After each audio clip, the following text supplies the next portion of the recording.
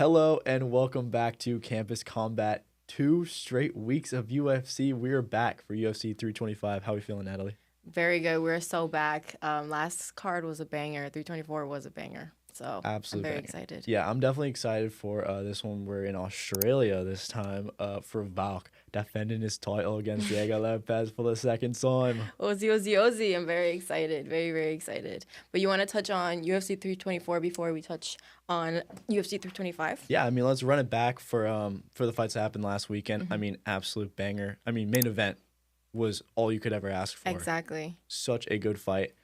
I mean, I was watching this and I was like screaming. I was like, Patty, please, please come back, please. I really thought in that third round that he was gonna turn it around and he was gonna end up coming back. I was like, he's in flow state right now, like he's not losing.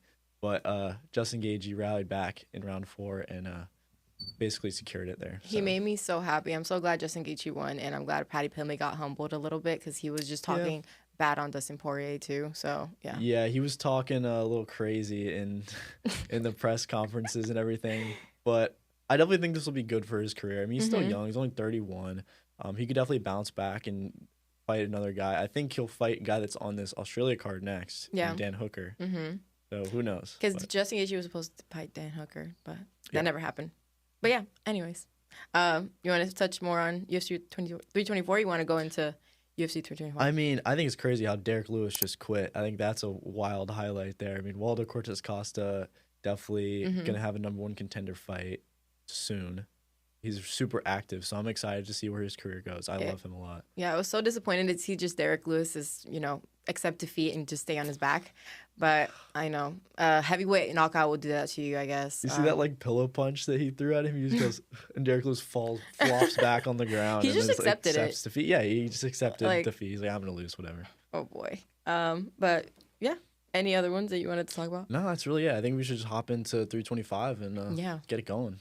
Yeah, so first fight of UFC 325 is Alexander Volkanovski versus Diego Lopez. Volk. Oh boy, I love Volk. What do you think about it? I think Volk's gonna win again. It doesn't matter. Diego Lopez is a one-trick pony. He just throws 1-2. He's not that creative on the feet. He has crazy power though, and he's a blockhead. He's never getting knocked out by Volk. Volk does not have enough power to put out Diego Lopez. But the only thing that makes me nervous is we've seen Volk get knocked out twice. So it's like Diego Lopez has another 25 minutes to get a knockout, essentially. That's what he's playing for this whole time. It's just throw big strikes and try to catch Volk. But we saw him do it against Gene Silva where he just rushed in and got a little too overeager against Lopez. But I don't think Volk's ever going to do that. He's not the type of fighter to let his guard down and just rush in and try to finish his opponent. He knows he's not powerful enough and he's too smart. Yeah,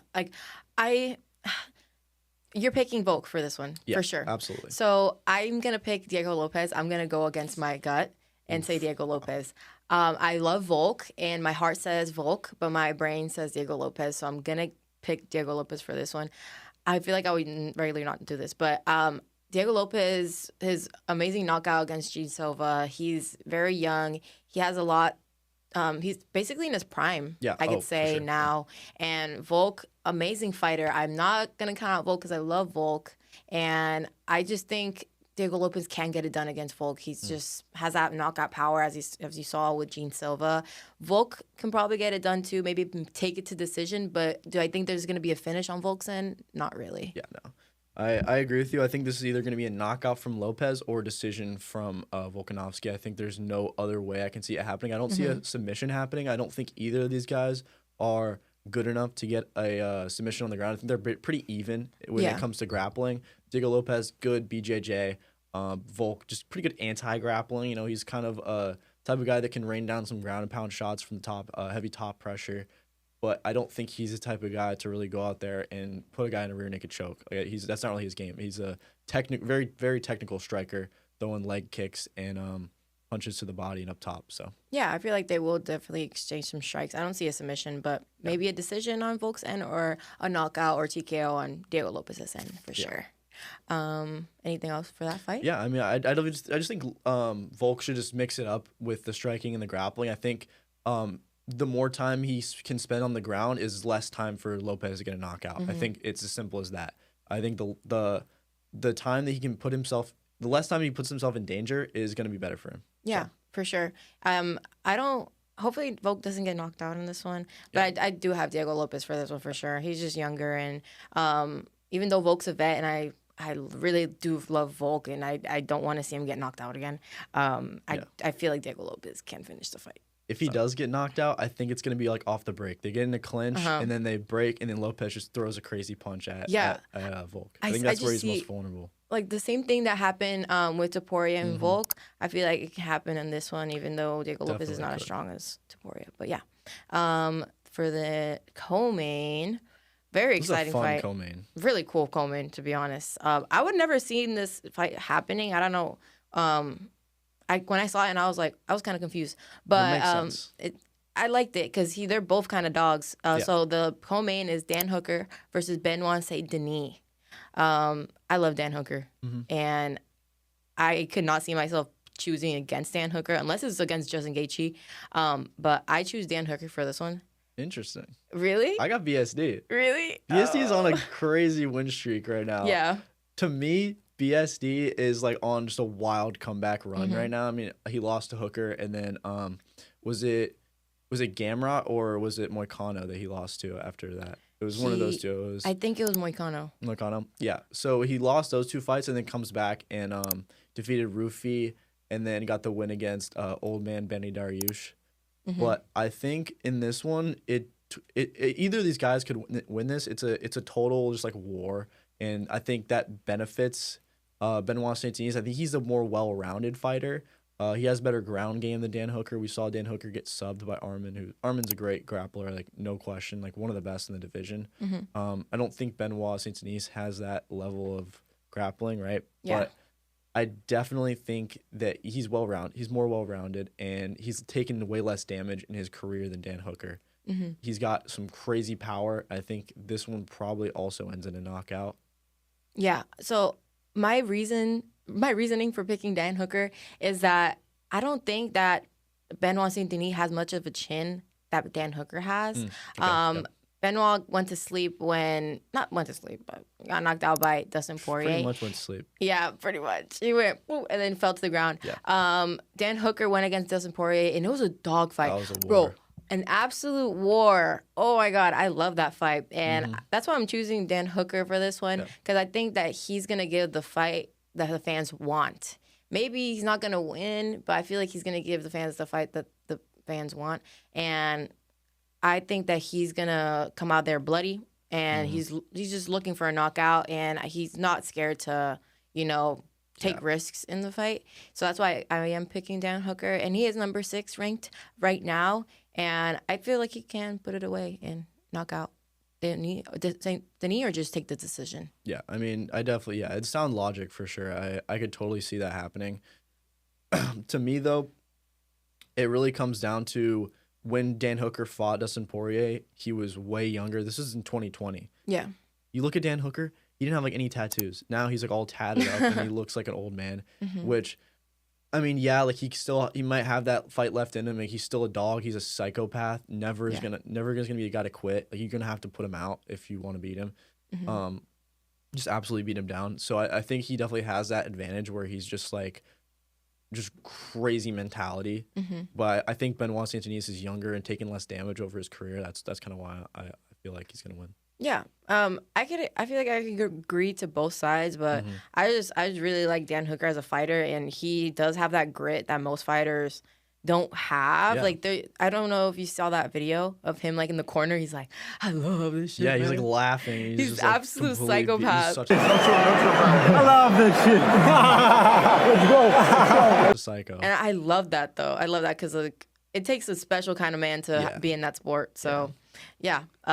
Dan Hooker for me and Benoit Saint Denis for you. Lots of close fights on this card, and especially the next one. I think we're going to disagree on this one, too. Oh, boy. Oh, yeah. So the next fight is Rafael Fiziev versus Mauricio Rufi, and I have Rufi for this one.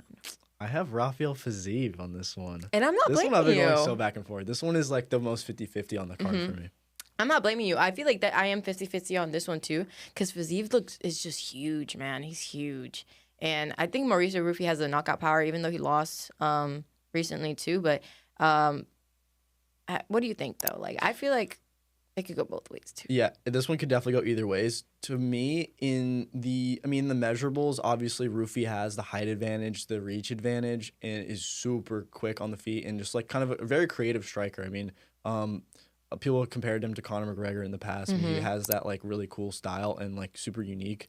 Got that highlight win over Bobby Green, but I mean, everyone's putting out Bobby Green these days. Let's be honest. Yeah. And that was his last win. He did lose against BSD. He got subbed. I don't think Fiziev has that type of grappling that BSD has. His grappling's okay. I mean, we saw him against Justin Gaethje. He took him down a couple times, what Paddy Pimblett couldn't even do. So props to Fiziev. I think pretty underrated wrestling there. But to me, Fiziev he's a vet and he's really good on the feet. He has a lot of power. I think he can just get up in Rufy's grill and just win the striking battles. I think he has the power and he just has the experience. Yeah, I think that Rufy has like the better style when it's grappling. Maybe he can catch Fiziev in some of the exchanges, but I feel like Fiziev has more of the power. So it could go both ways. As of maybe Rufy can catch him and Fiziev can just knock him out clean with one punch. I definitely still have Rufy for this one because I really like his style, and as you said before, he does emulate Conor McGregor in a way, with his like jumpy kind of style, and I feel like he can put it away with this one. Maybe a decision, maybe not a knockout for either of them. I feel like they're just dogs, both of them. Yeah. I feel like you're gonna put on a good fight. So yeah. I mean, to me, I look at that fight against Justin Gaethje for Fiziev. I mean, he fought him twice. He has a lot of tape on there. I think when you go to war with a guy like Justin Gaethje, I mean, we just saw him fight last week, and he's an absolute dog. He's the interim lightweight champion right now. When you can go to war against a guy like Gaethje, I think you got a really good chance against anyone like in the low half of the top 15. Yeah, for sure. And Rufy's not anywhere near Gaethje, so I understand why you would pick Fiziev on this one because he went against the dog Justin Gaethje.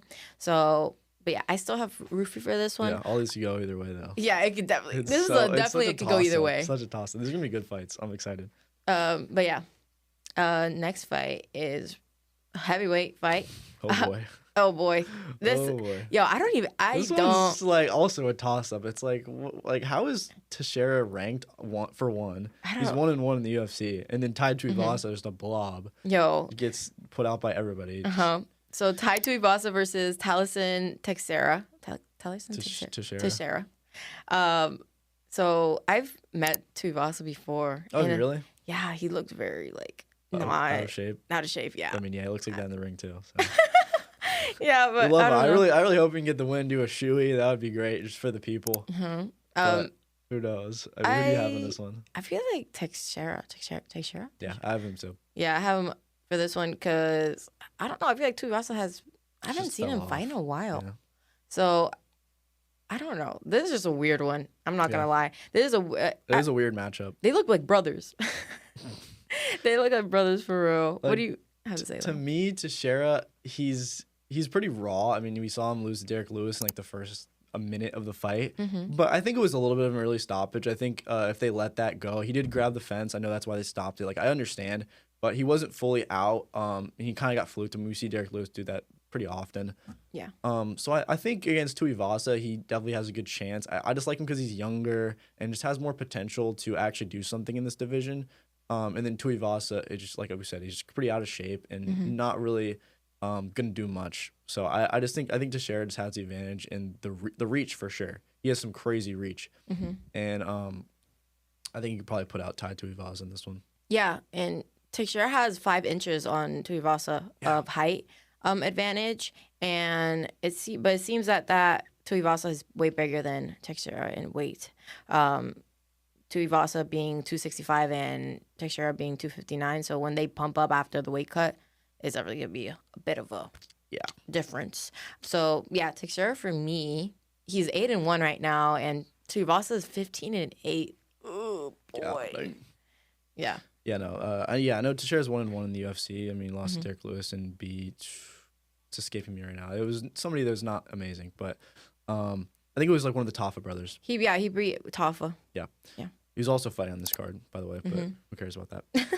Next fight, the last fight of main card. I love this guy. Man. You want to announce his name in his accent? Boys. Colin Southkill, fight week, let's go. Everybody get hype. Who does that to Anshal Jubilee, bro? Do not redeem it. Do not redeem. Do not redeem. Do not redeem it. Why did you redeem it? Why did you redeem it? That's so bad, Pen. Dude. His parents own a bakery. His parents own a bakery. Wait, but they own a bakery. Oh! Killian Southkill versus Jamie Malarkey. Both Aussie fighters. Dude, Jamie Malarkey's getting slimed out. He's gonna get slimed out. Rest in peace, Jamie Malarkey. You're getting slimed out. Okay, but before we make our decision, let's talk about hopefully he doesn't get fraud checked. No, I would be so sad. Let's knock on wood right now. He's a future champ, bro. He's a future champ. Future champ, and he's so cool. He's so much aura, bro. So much aura. I have Killian. We both have Killian. Quillen Southkill. Quillen Southkill. Such a fun name to say. He's right there. He's just so Australian. He's so cool. I have we nothing need to get him say. on the podcast. Yo, for real, he's so cool. I DM'd him once to see what his pick was for Dustin Poirier versus Max Holloway, and he said Dustin Poirier. So he's just a goat. I had Dustin Poirier too, so no shame in that. No shame. Yeah, I have nothing to say because I really like Quillen Southkill. You'll get it. I feel like I always keep pronouncing his name wrong, but I really like Quillen. Yeah, and for sure. His parents own a bakery, and he's just been on a crazy win streak. And I don't think anyone can fraud check him. Hopefully not. No, oh my god. Hopefully they don't fraud check him because he's really cool. He's really young. He's young. How young is he? I think he's like 26. Yeah, he's pretty young. Yeah. He's 25. 25. He's so wow. young. Oh my god. He's really young. We're like glazing this guy right now. But I mean, like rightfully so. But like he's like the only person that is in the category of like the young fighters that hasn't gotten fraud checked. Like Malcolm Wellmaker got fraud checked, Peyton Talbot got fraud checked, and who else has gotten fraud checked? That's like his kind of level. Teixeira got fraud checked by Derek Lewis. I mean, he's a heavyweight, but there's been plenty of guys that have definitely gotten fraud checked. Yeah. But in this era, he's very young, and so hopefully we can keep him safe for this fight and keep him going on the fight streak. I think next fight is going to be in the top 15. After this, if he wins. Yeah. If he wins, he might go against. I could see him getting like a Michael Chandler or something like that. He beat up Michael Chandler so easy. Hello. That's why they want to give him Michael Chandler. They want to give him an easy matchup. Yeah, a little tune-up fight. That's fine for me. That's all right. But yeah.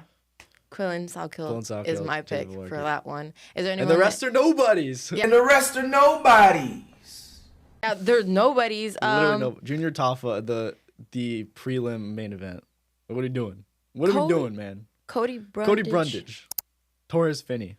Oh, Torres Finney. He was on Dana White's Contender Series. Yeah, he's I could see him winning this one. Yeah, I think Torres Finney will win this one too. But his first fight in the UFC was kind of like it was boring. Buns. Yeah. It was pretty boring. They're nobodies. But yeah, the rest of the fights are not too good. The main card is pretty good. Bro. And then you look at the start of the prelims is absolutely nobody. Who was Aaron Tao and who was Namsarai Bhatbayar? Who are these people? I feel like, these are the people that won the Asia.